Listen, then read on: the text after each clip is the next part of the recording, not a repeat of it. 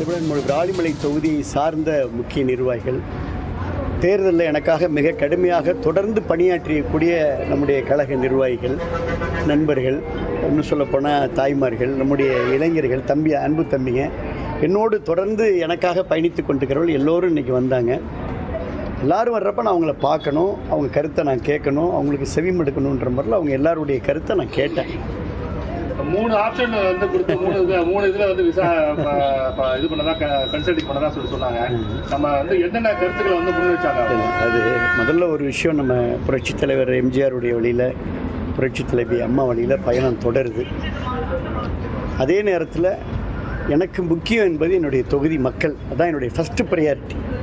இந்த மாபெரும் மலையில் கூட 62,000 வாக்கு வித்தியாசத்தில் ஒரு மாபெரும் வெற்றியை தேடி தந்தது விராலிமலை மக்கள்.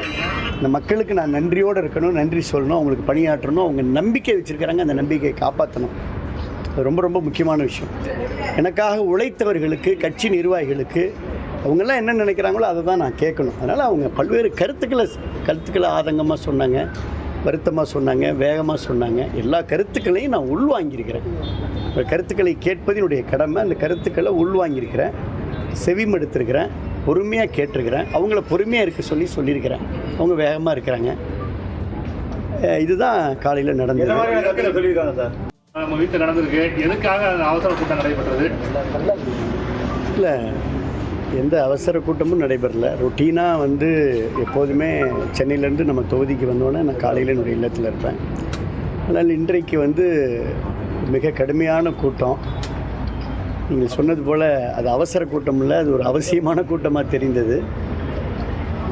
நம்முடைய கட்சியினுடைய மூத்த நிர்வாகிகள், மாவட்ட அவைத்தலைவர்களில் தொடங்கி நம்முடைய ஒன்றிய கழக, நகர கழக செயலாளர்கள், திருவண்ணாமலை விராலிமலை தொகுதியை சார்ந்த முக்கிய நிர்வாகிகள், தேர்தலில் எனக்காக மிக கடுமையாக தொடர்ந்து பணியாற்றியக்கூடிய நம்முடைய கழக நிர்வாகிகள், நண்பர்கள், இன்னும் சொல்லப்போனால் தாய்மார்கள், நம்முடைய இளைஞர்கள், அன்பு தம்பிங்க, என்னோடு தொடர்ந்து எனக்காக பயணித்து கொண்டிருக்கிறவர்கள் எல்லோரும் இன்றைக்கி வந்தாங்க. எல்லோரும் வர்றப்ப நான் அவங்கள பார்க்கணும், அவங்க கருத்தை நான் கேட்கணும், அவங்களுக்கு செவிமடுக்கணுன்ற மாதிரில அவங்க எல்லாருடைய கருத்தை நான் கேட்டேன்.